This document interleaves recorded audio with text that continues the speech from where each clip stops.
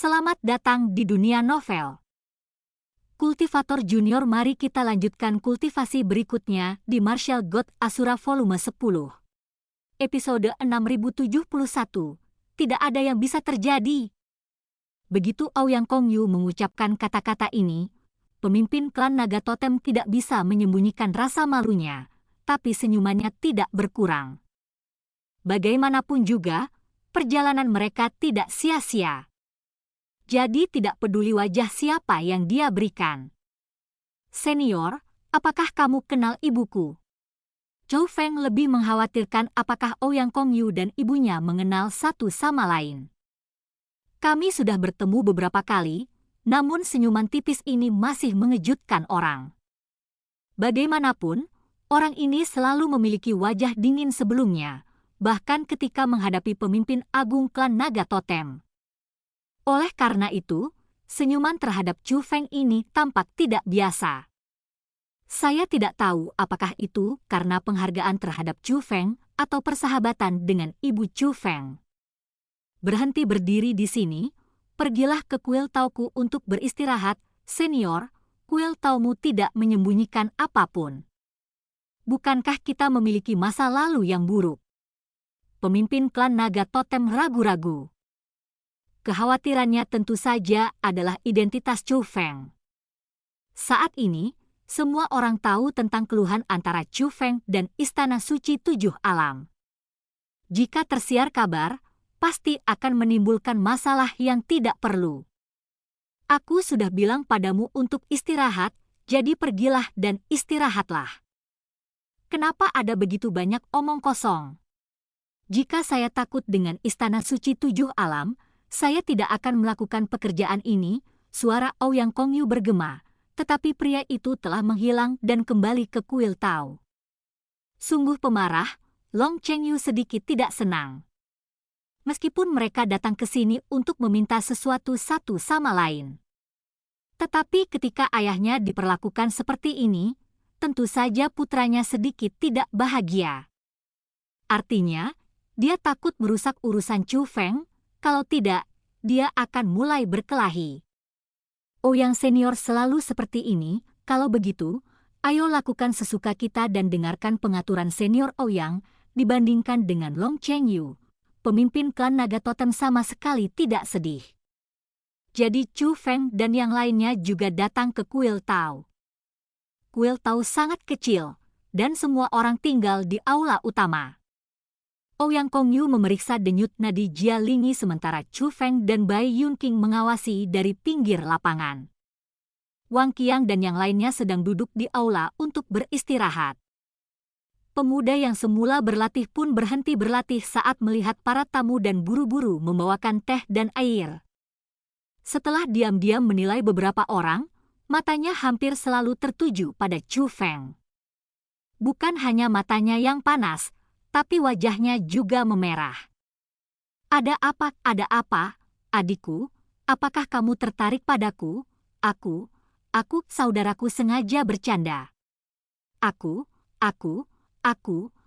tidak melakukannya. Bagaimana kamu bisa belajar dariku? Wang Qiang menatap. Aku tidak melakukannya. Pemuda itu panik dan melambaikan tangannya dengan cepat. Benarkah? Masih mengatakan tidak. Wang Qiang berpura-pura marah. Tapi Aoyang Kongyu berkata, seperti kamu, dia terlahir dengan penyakit gagap dan tidak bisa disembuhkan meski sudah disembuhkan. Setelah mengatakan itu, Aoyang Kongyu menoleh ke arah Chou Feng. Jangan khawatir, Chou Feng, tidak ada masalah dengan orientasinya, namanya Tian Ming. Setelah mendengar tentang perbuatanmu, dia sangat mengagumimu. Mendengar ini, Chou Feng memandang Tian Ming, mengangguk dan tersenyum. Melihat ini, Tian Ming menghilangkan rasa paniknya dan tersenyum cerah.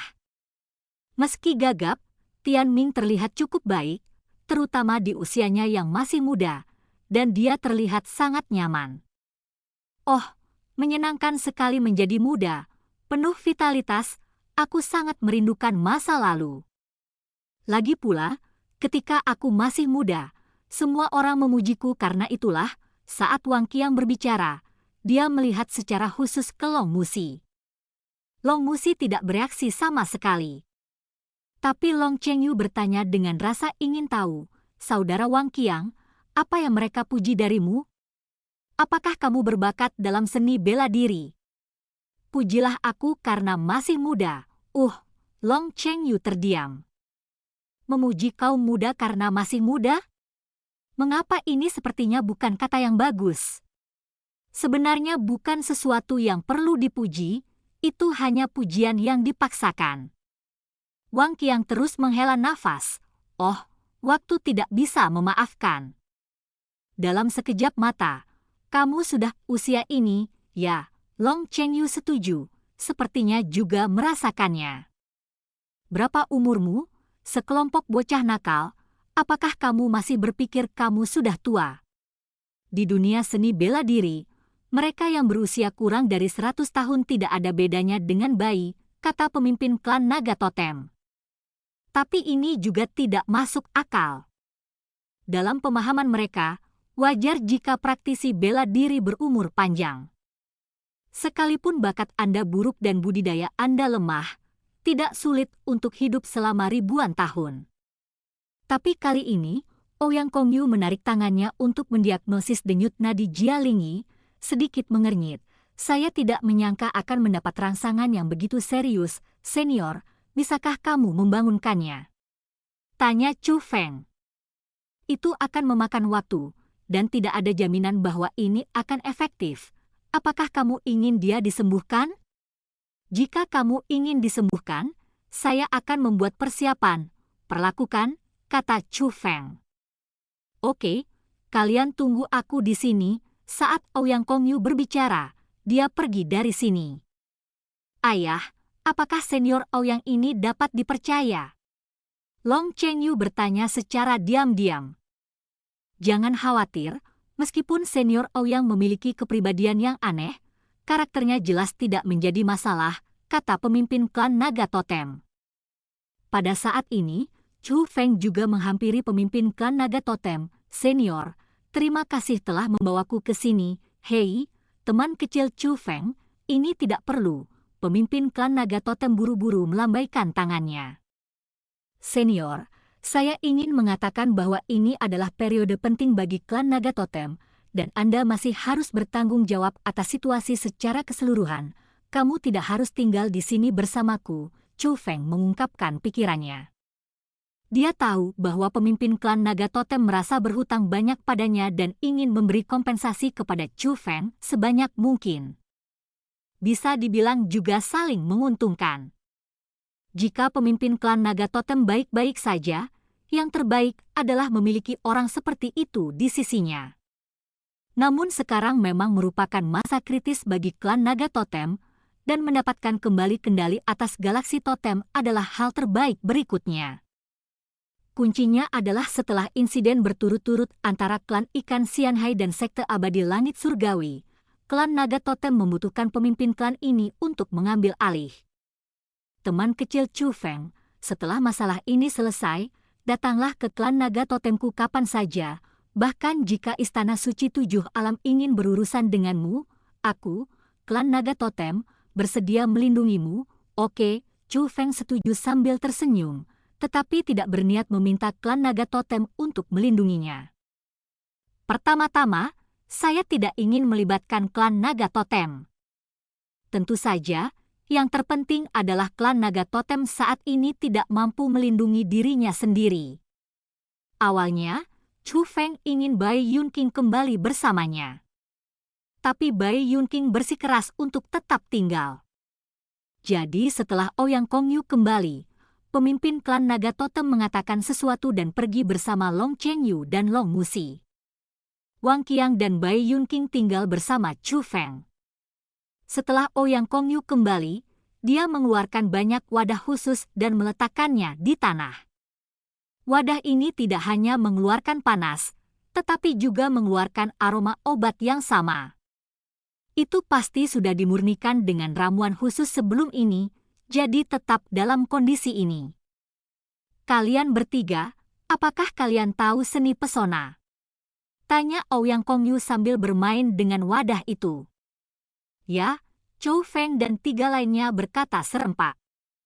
Datang ke sini untuk membantu, tapi jangan gunakan teknik formasi. Saat Ouyang Kongyu berbicara, dia melemparkan banyak wadah dan peralatan yang identik, serta 3 tas Qiankun, ke arah Chou Feng dan yang lainnya.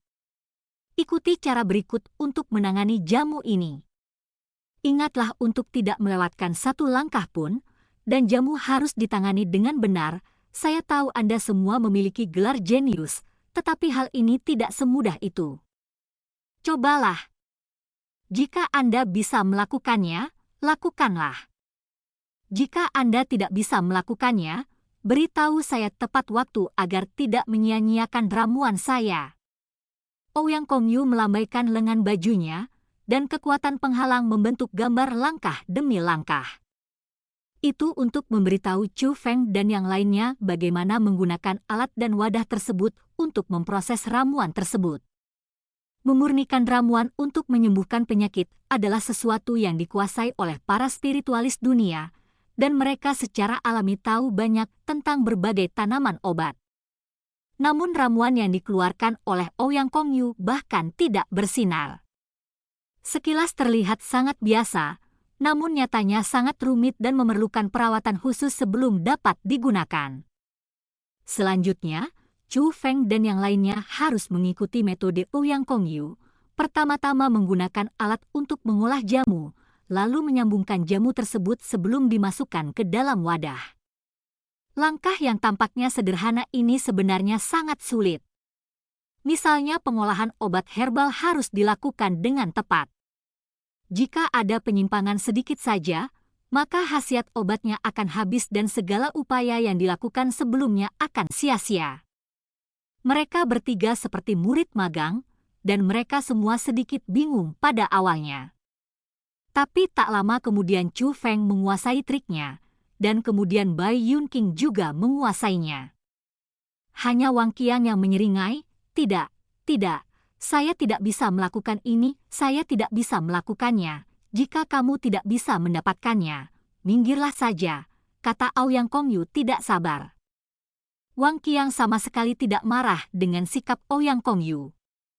Sebaliknya, dia menyeringai, "Oke, senior, kamu perlu memanggilku lagi." Dia berlari ke samping sambil tersenyum. Ketika Ouyang Kongyu mempersiapkan diri, dia sering melihat Chou Feng dan Bai Yunqing. "Senior, bersiaplah, segera." Chou Feng datang membawa wadah itu. Dan yang dia ambil bukan hanya bagiannya sendiri, dia juga mengurus bagian Wang Qiang. "Apakah ada yang pernah mengajarimu sebelumnya?" Ouyang Kongyu melihat ramuan yang ditangani Chou Feng dengan terkejut. Metodenya berbeda dengan seni sihir, dan juga berbeda dengan teknik pengobatan tradisional. Bahkan seorang jenius pun membutuhkan waktu lama untuk menguasainya. Tapi produk jadi Chou Feng saat ini sepertinya tidak bisa diproduksi oleh seorang pemula sama sekali. Yang terpenting adalah dalam jangka waktu sesingkat itu. Pertama kali, Chou Feng tersenyum. "Sepertinya bakatmu tidak terbatas pada seni bela diri dan teknik formasi." Ouyang Kongyu menunjukkan kekaguman dan langsung berkata, "Ngomong-ngomong, Chou Feng, Jie Tianran berkata di puncak 9 surga bahwa dia mencabut garis keturunan ibumu." Jangan percaya, Chou Feng memperhatikan ada yang salah dengan kata-kata pihak lain dan dengan cepat bertanya, "Senior, apa maksudmu dengan ini?" "Karena ibumu, jadi tidak mungkin terjadi apa-apa padanya." Dan cerita pun berakhir. Sampai jumpa di cerita berikutnya dari Martial God Asura di dunia novel.